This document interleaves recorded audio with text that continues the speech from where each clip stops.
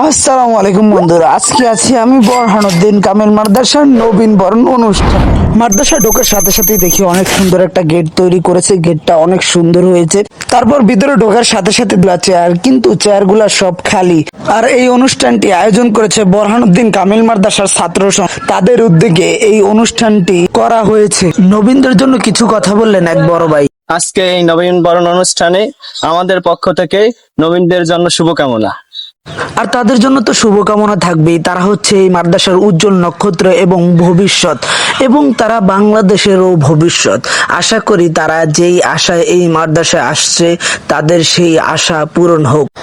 আর কিছুক্ষণের ভিতরে হয়তোবা অনুষ্ঠান শুরু হয়ে যাবে। অপেক্ষায় আছি অনুষ্ঠান শুরু হওয়ার। এবং তার সাথে সাথেই চলে আসলেন আমাদের প্রিয় শিক্ষকরা, এবং সবাই এসে সবার নিজ নিজ স্থানে বসতেছেন।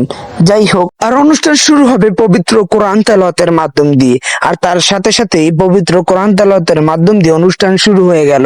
তারপর নতুন পুরাতন সবার উদ্দেশ্যে কিছু কথা বললেন আমাদের ভাইস প্রিন্সিপাল হুজুর। তার সাথে সাথে এই অনুষ্ঠানের প্রধান অতিথি পীর সাহেব মহিবুল্লাহ হুজুর আমাদের মাঝে চলে আসছেন। তারপর সঙ্গীত পরিবেশনা করলেন বোরহানুদ্দিন কামিল মাদ্রাসা বিকেএম শিল্পী গোষ্ঠীর ছাত্রবৃন্দ।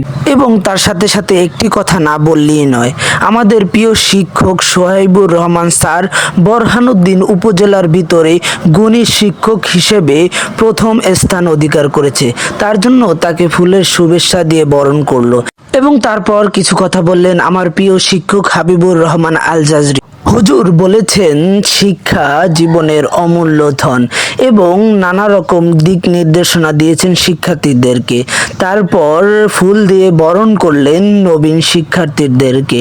আর তারপর ছোট ভাইদের সাথে একটু দুষ্টুমি। তারপর আমাদের প্রিয় প্রিন্সিপাল হুজুর কিছু কথা বললেন, তিনিও শিক্ষা সম্পর্কেই বললেন। তারপর মহিবুল্লাহ পীর সাহেব হুজুর অনেকগুলা দিক নির্দেশনা আমাদেরকে দিয়েছেন কিভাবে পড়াশোনা করতে হবে।